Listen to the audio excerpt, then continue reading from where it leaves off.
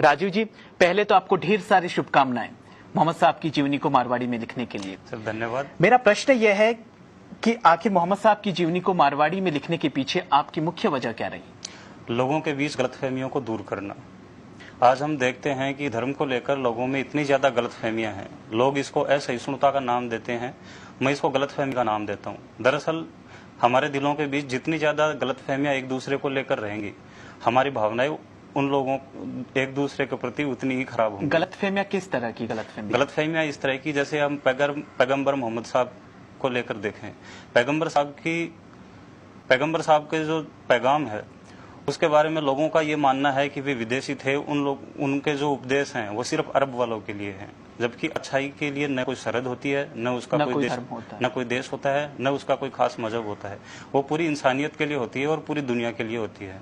पैगंबर साहब की जीवनी को अगर आप उठाकर देखें तो उसमें ऐसी कई बातें हैं जो जितनी अरब वाले के लिए उपयोगी हैं उतनी रूस वाले के लिए भी जरूरी हैं और उतनी हिंदुस्तान के लिए जरूरी हैं। राजीव जी, आतंकवाद और इस्लाम को जोड़कर देखा जा रहा है, इस पर ये धार्मिक पुस्तकें, कुरान या मोहम्मद साहब का, इनके ऊपर क्या कहना है?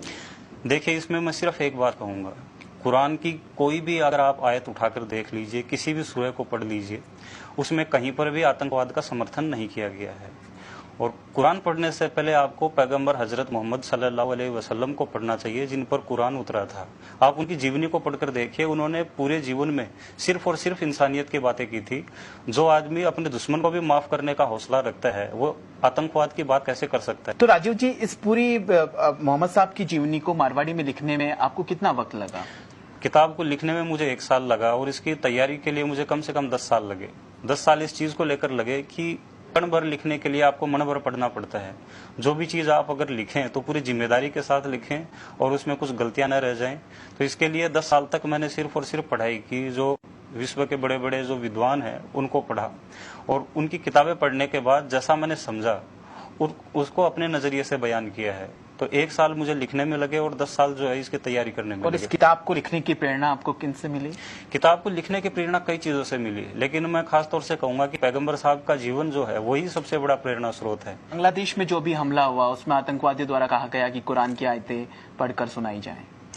दरअसल बांग्लादेश के हमले पर तो मैं सिर्फ एक बात कहूंगा कि वे लोग जिहादी नहीं फसादी थे। क्या कुरान में या कहीं पर मोहम्मद साहब ने ऐसा कहीं जिक्र किया? जी नहीं, हरगिज नहीं। कुरान में जिस तरह के मैं भी बता चुका हूँ, कुरान में साफ साफ लिखा गया है कि जिसने एक बेगुनाह को कत्ल किया उसने पूरी इंसानियत का कत्ल किया। और इसमें एक चीज मैं और इसका जिक्र करना चाहूंगा कि आतंकवादियों ने वहां पर बंधक बनाए लोगों से कहा था कि आप कुरान की आयतें सुनाइए तो हम आपको जाने देंगे। जबकि आप कुरान उठाकर देख लीजिए, कुरान में कहीं पर भी नहीं लिखा कि कुरान की आयत जिसको कंठस्थ होगी उसी को जिंदा रहने का हक है।